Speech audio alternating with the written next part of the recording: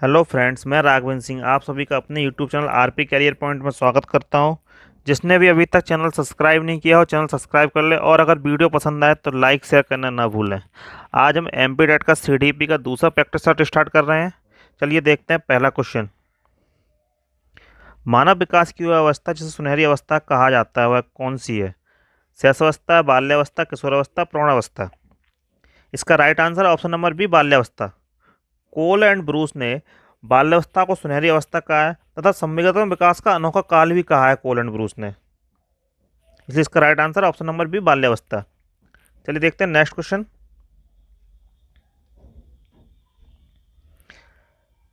विकास की किस अवस्था में बुद्धि का अधिकतम विकास होता है? बाल्यावस्था, शैशवावस्था, किशोरावस्था, प्रौढ़ावस्था। इसका राइट आंसर होगा ऑप्शन नंबर सी, किशोरावस्था। किशोरावस्था में बालक की बुद्धि का अधिकतम विकास हो जाता है क्योंकि इस अवस्था में बालक का संवेगात्मक और शारीरिक विकास पूर्ण हो जाता है। बालक अपने लक्ष्य की ओर अग्रसर होता है, इसलिए उसमें क्या होता है, महत्वाकांक्षी बन जाता है बालक।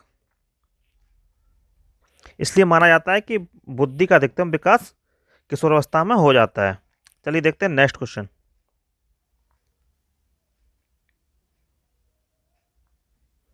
तीसरे क्वेश्चन देखते हैं। बाल विकास को प्रभावित करने वाले कौन से कारक हैं? बाल मनोविज्ञान, विकास संशोधन, निरंतरता का सिद्धांत, शारीरिक कारक। इसका राइट आंसर है ऑप्शन नंबर डी, शारीरिक कारक। बाल विकास को प्रभावित करने वाले और कौन कौन से कारक होते हैं? शारीरिक कारक होते हैं, मानसिक कारक होते हैं और संवेगात्मक कारक होते हैं। जैसे इसमें आयु, लिंग, पोषण, वंशानुक्रम, वातावरण, आर्थिक दशा, संस्कृति, स्वास्थ्य, अधिगम, ये सभी क्या होते हैं? बाल विकास को प्रभावित करने वाले कारक होते हैं। चलिए देखते हैं नेक्स्ट क्वेश्चन।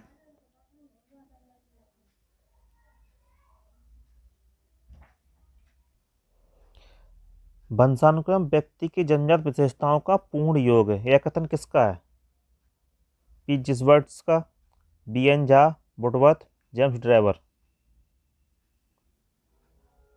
इसका right answer option number B N Jha. B N Jha ने कहा है कि वंशानुक्रम व्यक्ति की जन्मजात विशेषताओं का पूर्ण योग है।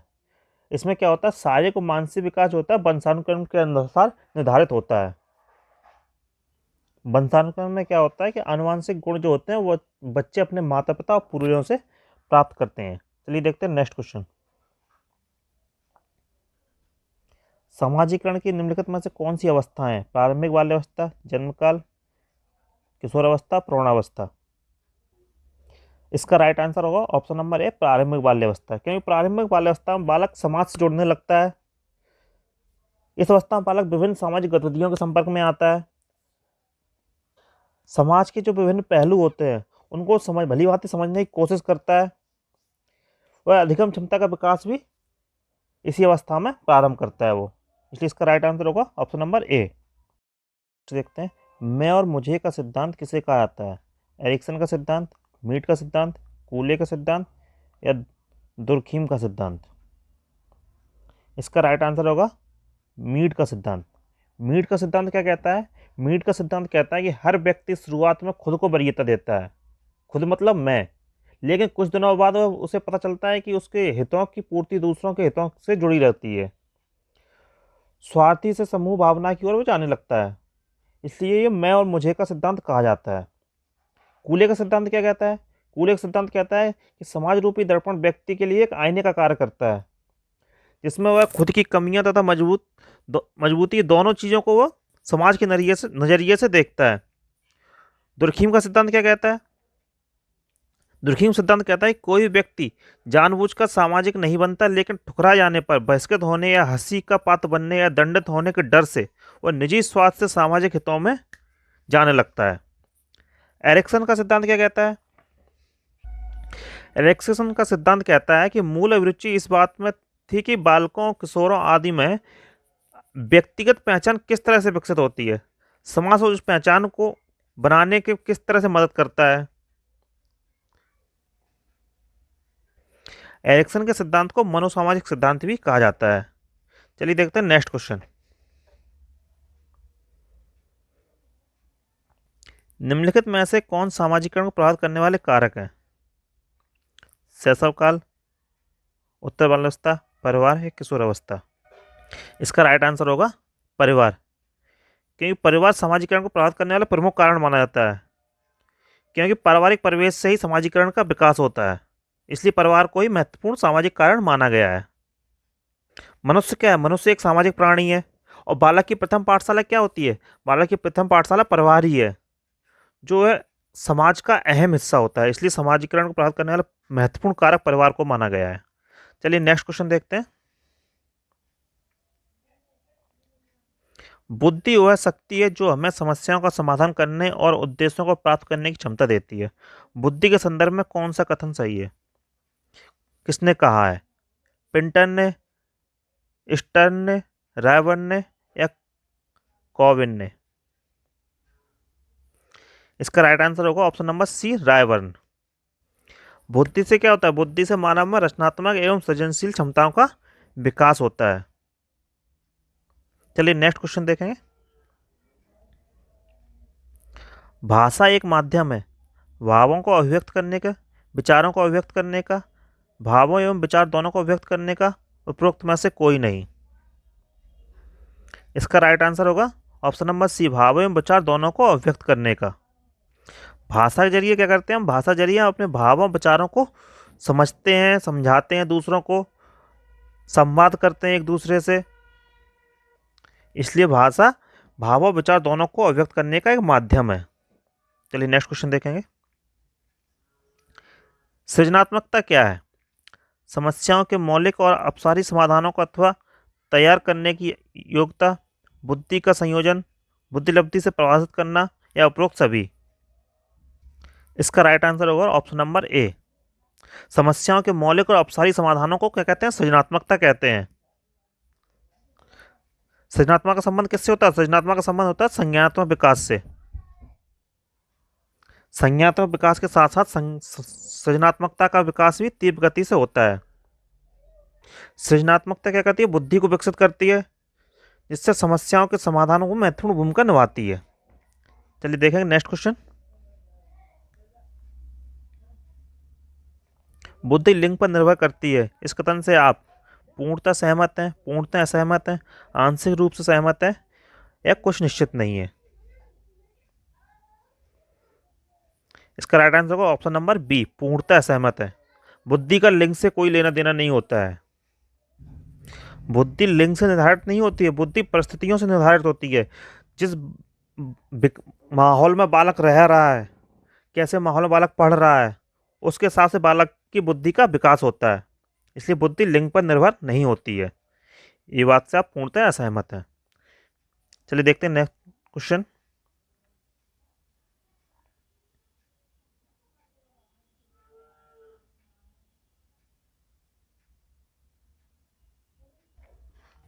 एक बालक की शिक्षा का अर्थ है एक पुरुष की शिक्षा, जबकि एक बालिका की शिक्षा का अर्थ है एक परिवार की शिक्षा। महिला शिक्षा के संदर्भ में यह कथन किसका है? जवाहरलाल नेहरू, महात्मा गांधी, सरदार वल्लभ भाई पटेल या विजयलक्ष्मी पंडित? यह कथन है महात्मा गांधी का। ऑप्शन नंबर 20 का राइट आंसर है, क्योंकि महात्मा गांधी जो थे वो महिलाओं की शिक्षा के प्रबल समर्थक माने जाते थे। महिला शिक्षा के परिवार में शिक्षा का विस्तार बहुत तेजी से हो, एक शिक्षित महिला ही शिक्षित परिवार को सृजन कर सकती है, ये किसका मानना था? महात्मा गांधी का मानना था। चलिए देखते हैं नेक्स्ट क्वेश्चन। निम्नलिखित में से कौन सा मूल्यांकन अध्याय के बीच बीच में होता है? योगात्मक मूल्यांकन, निदानात्मक, रूपात्मक और वैधतापूर्ण? इसका राइट आंसर होगा ऑप्शन नंबर ए, योगात्मक मूल्यांकन। मूल्यांकन क्या है? मूल्यांकन वह माध्यम है जिसके आधार पर योग्यता एवं क्षमता का व्यापक अध्ययन किया जाता है। अध्ययन के बीच बीच में योगात्मक मूल्यांकन ही किया जा सकता है। योगात्मक मूल्यांकन के अंतर्गत योग्यता और क्षमता का व्यापक मूल्यांकन हम कर सकते हैं, इसलिए इसका राइट आंसर होगा ऑप्शन नंबर ए, योगात्मक मूल्यांकन। चलिए देखते हैं नेक्स्ट।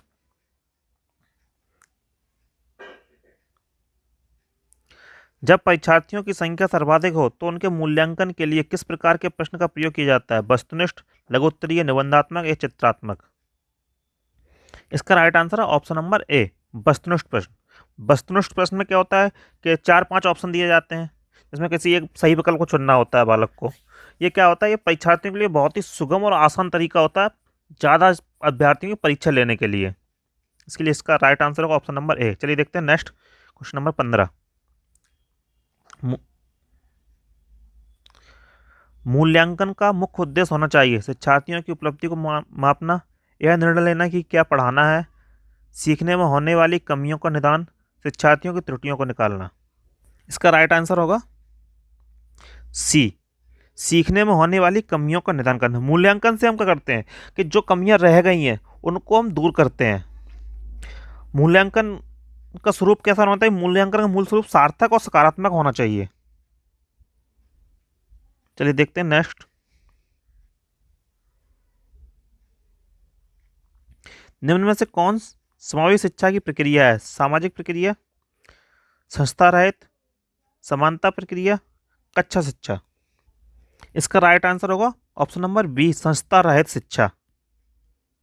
सबसे पहले तो ये देख लो समावेशी शिक्षा क्या होती है। समावेशी शिक्षा वह प्रक्रिया जिसके अंतर्गत समाज के सभी वर्गों को एक समान शिक्षा प्रदान की जाती है।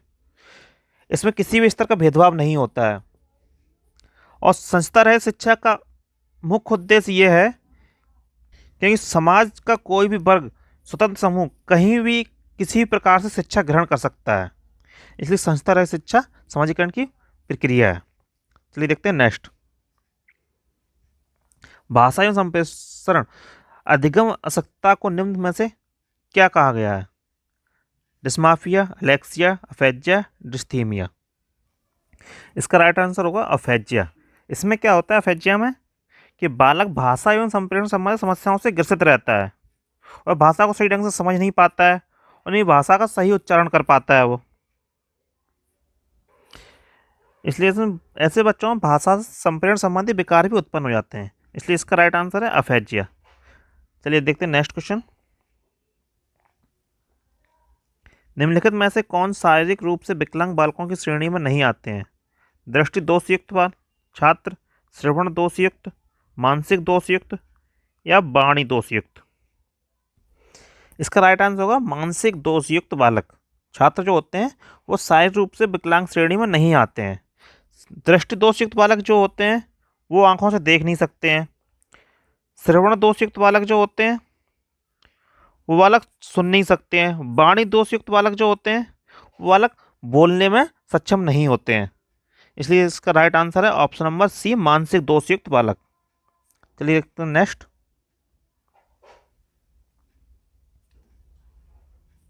हेलिंगवर्थ ने प्रतिभाशाली बालकों के पाठ्यक्रम में समृद्धि के लिए क्या कार्यक्रम बताए हैं, आधुनिक भाषाओं का अध्ययन, जीवन गाथाओं का अध्ययन, विशेष योग्यताओं में प्रशिक्षण और उपयुक्त सभी। इसका राइट आंसर है ऑप्शन नंबर डी, उपयुक्त सभी। हेलिंगवर्थ ने इन तीनों अध्ययन को पाठ्यक्रम में शामिल किया है, जिससे क्या होता है प्रतिभाशाली बालकों के सभी पहलुओं का अनिवार्य रूप से विकास हो सके। चलिए देखते हैं नेक्स्ट।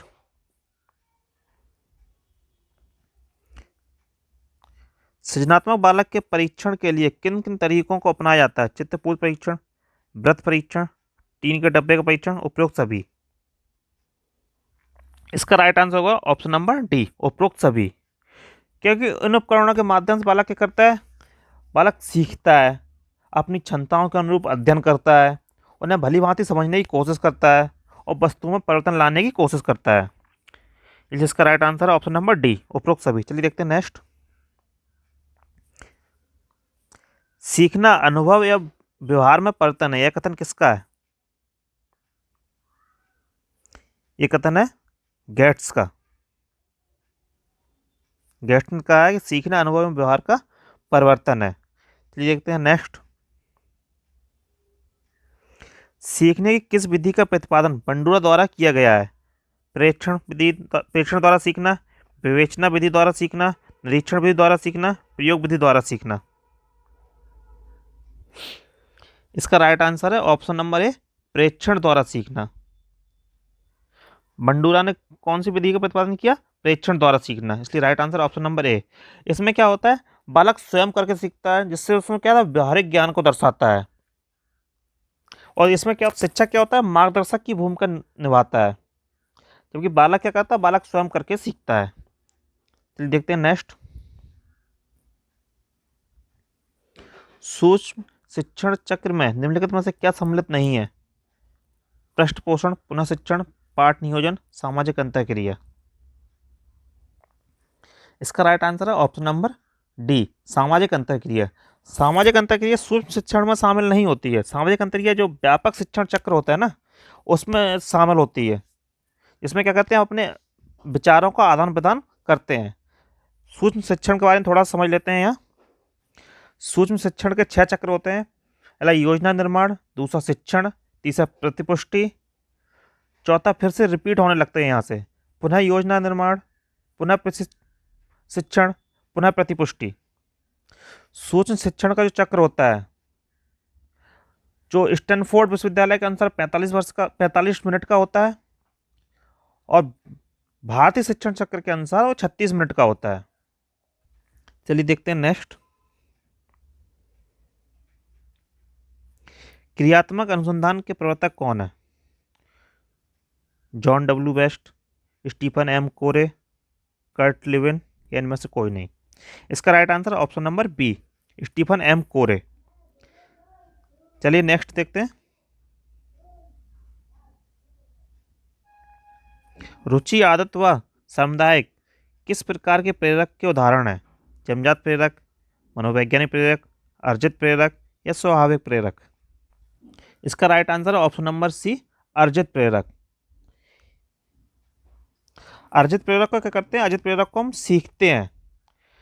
कौन कौन से होते हैं? रुचि होती है, आदत हुई, सामुदायिकता हुई, ये सब क्या हमारे अर्जित प्रेरक हैं। अब जन्मजात प्रेरक कौन से होते हैं?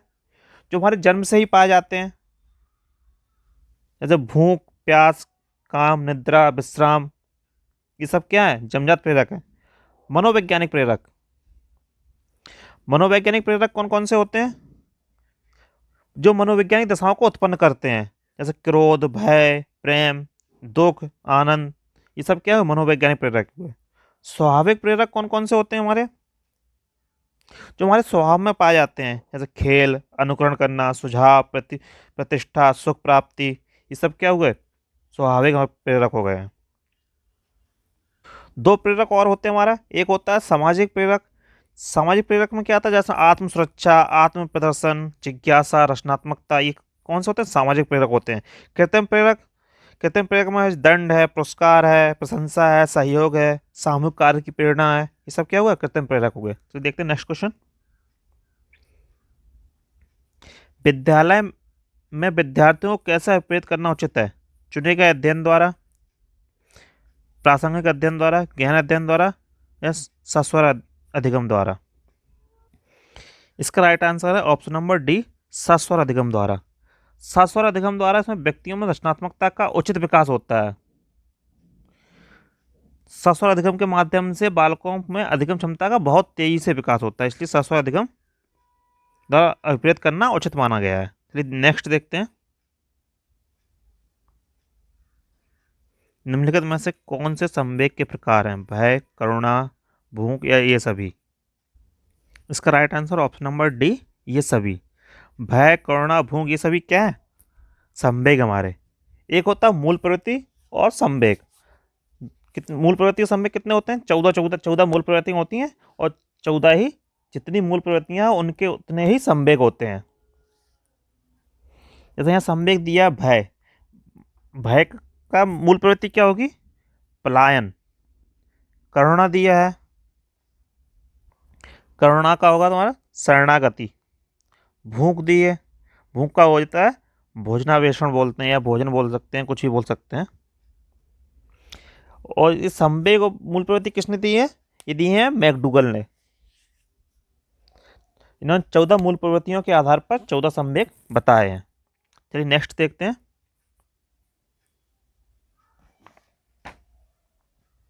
स्किनर के सक्रिय अनुबंध सिद्धांत को अन्य किस नाम से जाना जाता है? साधनात्मक अनुबंध, संयोजन अनुबंध, सक्रिय अनुबंध, या विप्रेरणा अनुबंध। इसका राइट आंसर है साधनात्मक अनुबंध, ऑप्शन नंबर ए। स्किनर कौन थे? स्किनर एक व्यवहारवादी मनोवैज्ञानिक थे।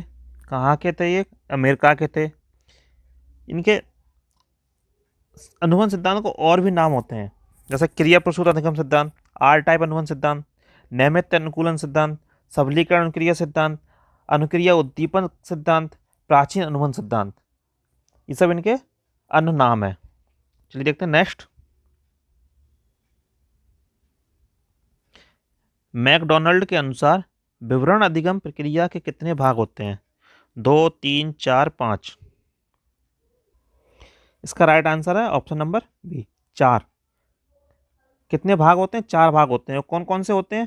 पहला होता है पाठ्यक्रम, दूसरा होता है अनुदेशन, तीसरा होता है शिक्षण, चौथा होता है अधिगम।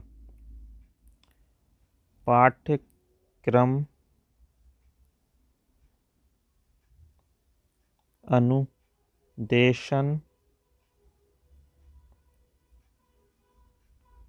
शिक्षण और अधिगम।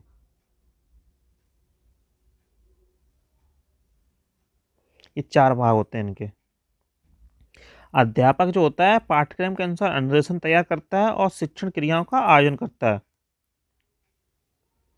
शिक्षण की सभी क्रियाओं के समन्वय के परिणाम स्वरूप क्या होता है? अधिगम होता है। चलिए नेक्स्ट देखेंगे। संज्ञानात्मक विकास के निर्धारक तत्व निम्नलिखित में से कौन से हैं? जिज्ञासा, आत्मगौरव, सामाजिक बंधन या शिक्षा उत्थान। इसका राइट आंसर है ऑप्शन नंबर सी, सामाजिक बंधन। चलिए आज का वीडियो यहीं समाप्त करते हैं। ये हमारा टेलीग्राम चैनल है जहां आप क्विज कर सकते हैं, और दूसरा चैनल है जहां आप नोट्स देख सकते हैं। वीडियो अगर पसंद आया तो लाइक करें, शेयर करें और सब्सक्राइब करें, और अपने फ्रेंडों के साथ भी शेयर करें। बहुत बहुत धन्यवाद।